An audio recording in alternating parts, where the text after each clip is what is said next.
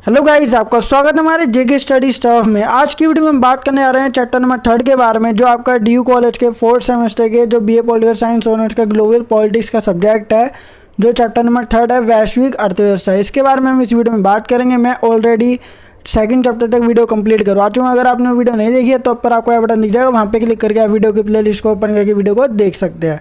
तो इस वीडियो में बात करना है चैप्टर नंबर 3, जो आपका ग्लोबल पॉलिटिक्स का सब्जेक्ट से है, और साथ ही साथ चैप्टर का नाम है वैश्विक अर्थव्यवस्था। इसका एग्ज़ाम आपका 4 जून का है, और उससे रिलेटेड जो आपके इंपॉर्टेंट क्वेश्चन बनते हैं वो मैं आपको इस वीडियो में बताऊंगा। तो चलते अपनी वीडियो की ओर एंड स्टार्ट करते हैं अपना chapter number 3। So without wasting time let's begin our video. So guys, Bretton Wood प्रणाली, ठीक है, वैश्विक अर्थव्यवस्था के अंतर्गत हम ब्रेटन वुड प्रणाली के बारे में बात करेंगे, क्योंकि विश्व की अर्थव्यवस्था को मजबूत करने का योगदान ब्रेटन वुड प्रणाली को जाता है, वो भी अपने हिस्ट्री के अंदर, क्योंकि आज ब्रेटन वुड प्रणाली हमारे सामने देखने को नहीं मिलती। ठीक है, ये जो है पहले ही 19वीं सदी में जो 20वीं सदी थी उसमें ही ख़त्म कर दी गई थी। तो ये जो प्रणाली है वो जब अपना शीत युद्ध चल रहा था, ठीक है, वर्ल्ड के अंदर जो शीत युद्ध चल रहा था अमेरिका और सोवियत संघ के बीच में, या पश्चिम और जो क्या बोलते हैं पूर्वी देश है उनके बीच में जो चल रहा था ना शीत युद्ध, उसके बीच में ही क्या कर दिया गया था, ब्रेटन वुड प्रणाली को ख़त्म कर दिया गया था। तो उसके भी कुछ रीज़न थे, वो हम इस वीडियो में जानेंगे। तो देखते हैं ब्रेटन वुड प्रणाली। सबसे पहले हमें पता होना चाहिए कि होती क्या है। ये एक प्रकार की क्या है, प्रणाली है, सिस्टम है, जो विश्व अर्थव्यवस्था को मजबूत करने के लिए बनाई गई थी। विश्व के अंदर ना अर्थव्यवस्था या फिर इकोनॉमिक जो है वो मजबूत हो जाए, ठीक है, उसके लिए क्या बनाई गई थी, ब्रेटन वुड प्रणाली। अब ये विश्व की अर्थव्यवस्था को मजबूत कैसे करेगी तो भी देखते हैं। पहले देखते हैं इसकी स्थापना कब हुई थी। तो ब्रेटन वुड प्रणाली की स्थापना अगस्त, कुछ लोग कहते हैं जुलाई और अगस्त 1944 में की गई थी। ठीक है, उस समय दूसरा विश्व युद्ध जो कि कब से कब तक हुआ था, 1939 से 1945 के बीच में जो हुआ था युद्ध, अपना द्वितीय विश्व युद्ध, उसके दौरान ही 1944 जब उसका लास्ट ईयर था दूसरे विश्व युद्ध का, उसमें क्या हुआ था, ब्रेटन वुड प्रणाली की स्थापना की गई थी। 1944 में की थी, और जो अपना दूसरा विश्व युद्ध ख़त्म हुआ था वो 1945 में हुआ था। तो उसके लास्ट ईयर में क्या की गई थी, ब्रेटन वुड प्रणाली की स्थापना अगस्त जुलाई में। ठीक है, आगे बोला गया है कि द्वितीय विश्व युद्ध के कारण विभिन्न देशों की अर्थव्यवस्था पर प्रभाव पड़ा तथा उनकी अर्थव्यवस्था में गिरावट आई। ठीक है, दूसरा विश्व युद्ध जब चल रहा था तो बहुत सारे ऐसे कंट्री थे, क्योंकि विश्व युद्ध है तो पूरे विश्व पे प्रभाव पड़ेगा, तो ऐसे बहुत सारे कंट्री थे जिनकी अर्थव्यवस्था या इकोनॉमी क्या हो गई थी, डैमेज हो गई थी। उसके अंदर इकोनॉमिक क्राइसिस आ गया था। ठीक है, जो इकोनॉमिक क्राइसिस होते हैं या फिर एक अर्थव्यवस्था में गिरावट आ गई थी। इस अर्थव्यवस्था की समस्या को, जो अर्थव्यवस्था की ये सारी समस्या थी जो दूसरे विश्व युद्ध के दौरान आई थी, उसको दूर करने के लिए दूसरे विश्व युद्ध के अंत में 1944 में, 1945 में ख़त्म हुआ था, 1944 में क्या हुआ था, ब्रेटन वुड प्रणाली की स्थापना की गई थी। अब इसकी स्थापना कहाँ पर हुई थी और इसका नाम ब्रेटन वुड प्रणाली क्यों है, तो इसका रीज़न भी है। USA जो अपना अमेरिका है उसमें एक शहर है जिसका नाम क्या है, न्यू हैम्पशायर नाम का एक शहर है, उसमें एक जगह है जिसका नाम है ब्रेटन वुड्स। वहाँ पर एक जगह है न्यू हैम्पशायर में, एक जगह है जो USA के अंदर है, ब्रेटन वुड। वहाँ पर क्या हुआ था, ये समझौता हुआ था ब्रेटन वुड को लेकर। इस समझौते को लेकर, ब्रेटन वुड प्रणाली को लेकर एक समझौता हुआ था। इस समझौते में USA शामिल था, क्योंकि USA की ज़मीन पर हो रहा है, और दूसरा ब्रिटेन भी शामिल था, और अगले और कौन से देश थे, 42 अन्य कंट्रीज़। ठीक है, अदर कंट्रीज़ भी इसमें शामिल थे। तो मतलब कि USA, ब्रिटेन और 42 अदर कंट्रीज़ को मिला के टोटल 44 कंट्रीज़ ने मिलकर ब्रेटन वुड प्रणाली को बनाया था।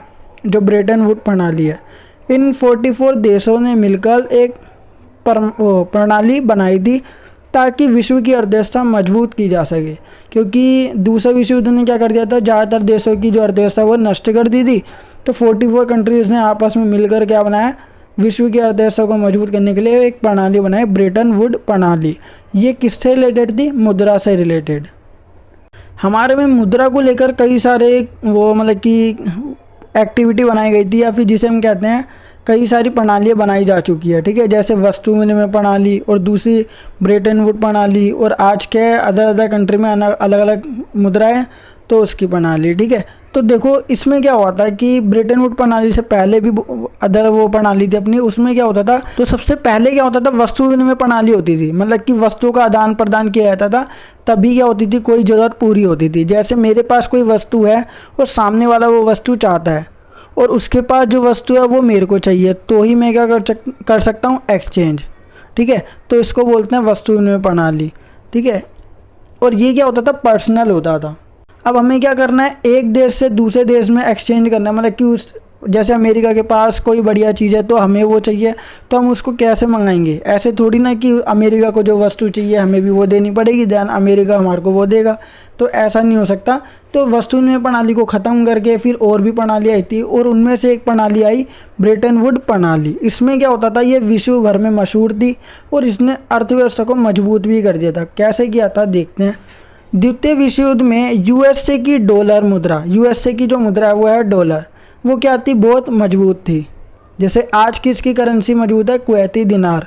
ठीक है, कुवैत की जो दिनार है वो बहुत ज़्यादा मजबूत है और इसे सभी देशों ने लेन देन के लिए स्वीकार किया था। देखो अमेरिका की जो डॉलर मुद्रा है ना, उसको सभी देशों ने दूसरे विश्व युद्ध के दौरान जब क्या बनाया गया था, ब्रेटन वुड प्रणाली जो लास्ट में बनाई गई थी, उसे सभी देशों ने एक्सेप्ट किया था कि हम इसको क्या बना सकते हैं, एक माध्यम किसका, आदान प्रदान का। अगर हमें किसी भी देश से व्यापार करना है या फिर किसी देश से कुछ ना कुछ लेना है, जैसे अगर भारत को चीन से कुछ लेना है तो उसके लिए क्या करना पड़ेगा, एक माध्यम बनाया जाएगा, डॉलर। ठीक है, अगर किसी प्रकार का व्यापार किसी भी देश को किसी देश से करना है तो उसके लिए यूएसए की डॉलर को, मतलब कि जो यूएसए की डॉलर है ना उसी में एक्सचेंज किया जाएगा।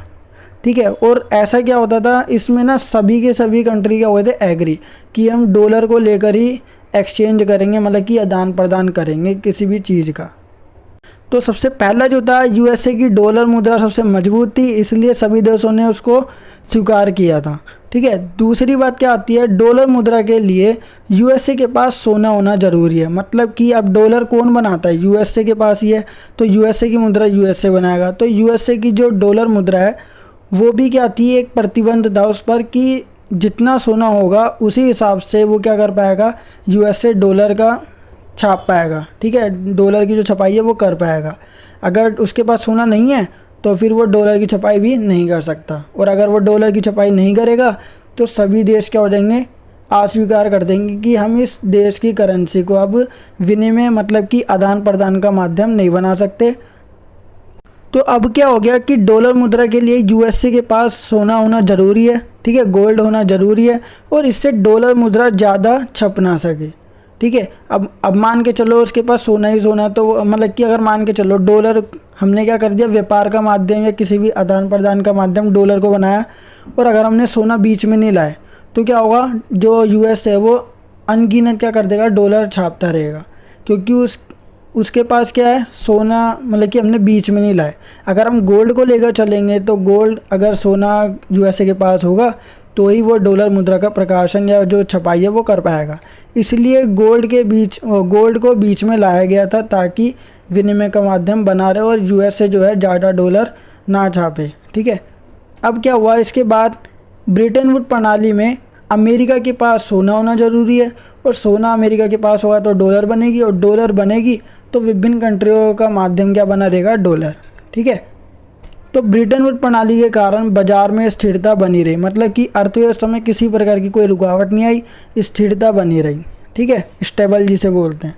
फिर क्या हुआ, 25 साल बाद लगभग 1969 में इस ब्रेटन वुड प्रणाली को अमेरिका के राष्ट्रपति द्वारा इस प्रणाली को क्या कर दिया गया, हटा दिया गया, क्योंकि अमेरिका का किसी दूसरे कंट्री से युद्ध हुआ था, जिसके कारण अमेरिका की जो अर्थव्यवस्था वो चरमरा गई थी, और चरमरा गई तो उसके पास सोने की कमी हो गई, गोल्ड की कमी होने से अब जो अमेरिका है वो डॉलर नहीं छाप पा रहा था। जब डॉलर ही नहीं छपेगा तो अन्य देश क्या नहीं कर पाएंगे, विनिमय नहीं कर पाएंगे, मतलब कि आदान प्रदान नहीं कर पाएंगे, जिससे अन्य देशों की जो क्या बोलते हैं उसे, अन्य देशों की अर्थव्यवस्था है वो क्या हो जाएगी, खराब।